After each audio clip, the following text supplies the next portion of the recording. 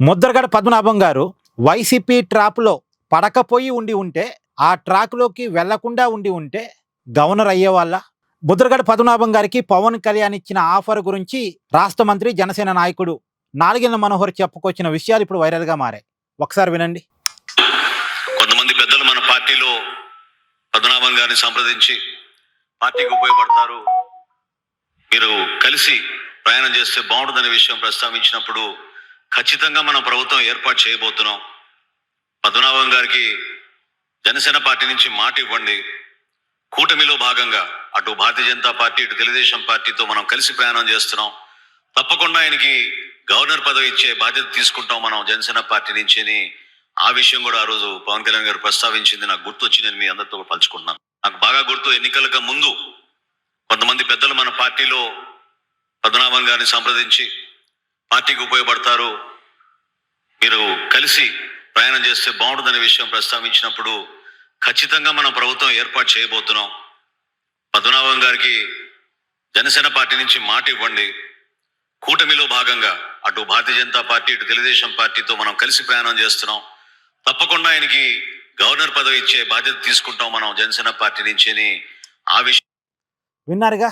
ఆ పెద్ద అంటే అన్ని రాజకీయ పార్టీలకి గౌరవం ఉంది కాబట్టే ఆయన కూటమితో లేకపోయినప్పటికీ పవన్ కళ్యాణ్ ఓడించటానికి పిఠాపురంలో పనిచేసినప్పటికీ అవన్నీ మర్చిపోయి అవన్నీ పక్కన పెట్టి ఆ పెద్ద ఆయన్ని మనం గౌరవించుకోవాలి అనే ఏకైక కారణంతో కూటమి ప్రభుత్వం అధికార లాంఛనాలు ప్రకటించింది. నిజానికి ఆయన వైసీపీ ట్రాప్ లో కనుక పడకపోయి ఉంటే ఆయనకి గవర్నర్ పోస్టు ఇప్పించటం కోసం పవన్ కళ్యాణ్ గారు ఖచ్చితంగా ప్రయత్నం చేసి ఉండేవాళ్ళు అనేది జనసేన పార్టీ చెప్తోంది. నిజానికి ఇక్కడ ఒక విషయాన్ని గమనించాలి. ముద్రగడ గారు జనతా పార్టీతో తన రాజకీయ ప్రస్థానాన్ని స్టార్ట్ చేశారు.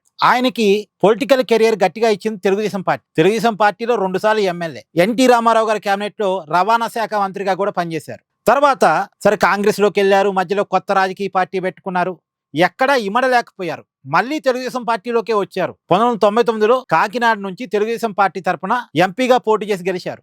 అంటే చంద్రబాబు నాయుడు గారి చేతుల్లోకి టీడీపీ వచ్చిన తర్వాత కూడా ముద్రగడ పద్మనాభం గారు తెలుగుదేశం పార్టీలోనే ఉన్నారు చాలా కాలం పాటు. కాకపోతే ముద్రగడ గారికి ఉంది ఏంటంటే కొద్దిగా ఆయన ఎక్కడ స్థిరంగా ఉండలేడు. ఆయన స్లోగన్ ఒకటే, కాపులు, ఆ సమాజం కోసమే ఆయన బతికాడు, అంతవరకు ఒకే సిద్ధాంతం కోసం బతికాడు, కానీ ఒకే రాజకీయ పార్టీలో ఇమడలేకపోయాడు. తెలుగుదేశం పార్టీతో కూడా విభేదాలు వచ్చాయి. ఆయన చివరి దశలో వైఎస్ఆర్ కాంగ్రెస్ పార్టీతో కనెక్ట్ అయ్యాడు. ఆ కనెక్ట్ కావటం వల్ల ఏ కులం కోసం అయితే ఆయన బతికాడో ఆ కులాన్ని వదిలేసి ఆయన పేరులో రెడ్డి చేర్చుకోవాల్సి వచ్చింది. ఏ సామాజిక వర్గానికి ప్రాధాన్యత దక్కాలి అని ఆయన జీవితం మొత్తం పోరాటం చేశాడో ఇలా ఆ సామాజిక వర్గంలో ఒక అగ్రనాయకుడిగా ఉన్నటువంటి పవన్ కళ్యాణ్ ఓడించడం కోసం ఆయన పనిచేయాల్సి వచ్చింది. ఇలా చూడండి, ఆంధ్రప్రదేశ్ ఏకైక డిప్యూటీ సీఎంగా పవన్ కళ్యాణ్ ఉన్నారు. ప్రతి గవర్నమెంట్ ఆఫీసులో చంద్రబాబు నాయుడు గారి ఫోటో పక్కన పవన్ కళ్యాణ్ గారి ఫోటో ఉంటుంది. అది కాపులకు దక్కిన ఒక గౌరవంగా ముద్రగడ గారు చూడాల్సింది కదా.